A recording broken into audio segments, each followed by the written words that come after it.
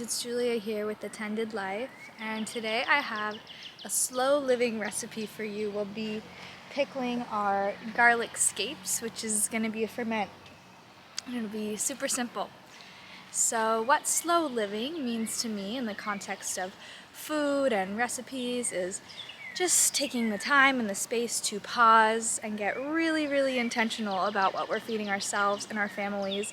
So that'll include a lot of things like ferments and sourdoughs and sourdough recipes and things that you kind of have to have a little bit of patience for. And these kinds of recipes will help us to savor and appreciate the gifts of the seasons.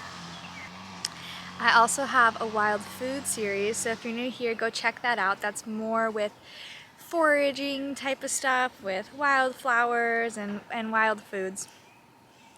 So let's get to harvesting. See here, they have started to spiral, and that's a sure sign that I'm ready to harvest the scapes. I'm just gonna cut with scissors right here at the base where the scape meets the lower part of the stalk. And this is what you get.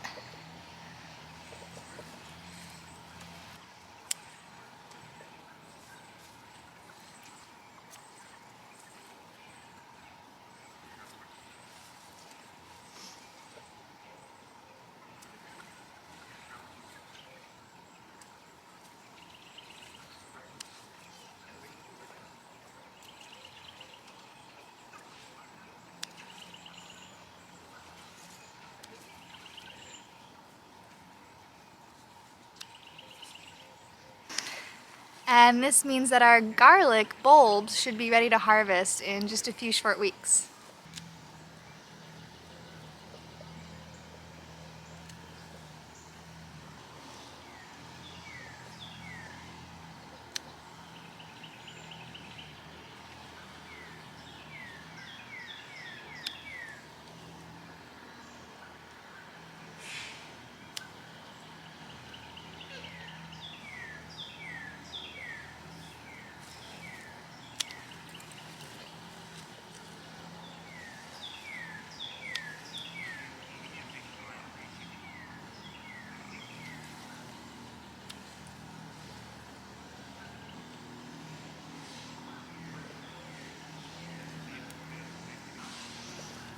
Alright, we've got a basket full of our scapes and we're ready to go get them in a jar.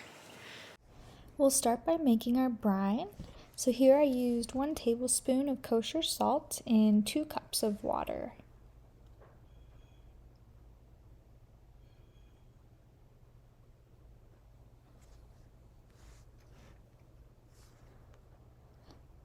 Next, we'll trim off the tough ends of the scape, which is usually just a couple inches off the bottom. These will stay nice and crunchy.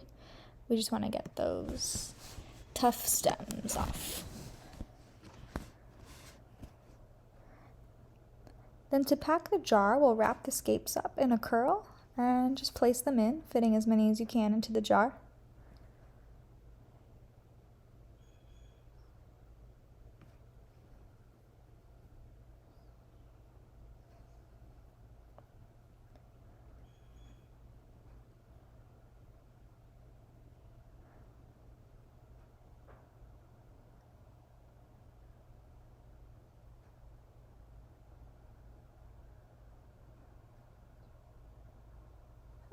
Make sure that the salt is fully dissolved in the water, and then just pour the brine to cover the scapes. You can add in any mix-ins here, like more garlic, chili, or peppercorns. And I'm going to use a fermentation weight here to keep the scapes under the brine. You can use a sanitized rock instead, or whatever you have on hand. That is how we make our fermented garlic scape pickles. So I hope you enjoyed this slow living recipe, and again, if this is not something that you cultivate in your garden, look at your local farmer's market. This is a ferment. It has all that good bacteria to populate the microbiome and to keep our bodies in alignment with the environment around us. See you soon for a spring garden tour and some more spring, summer, slow living, and wild food recipes. Thanks for watching.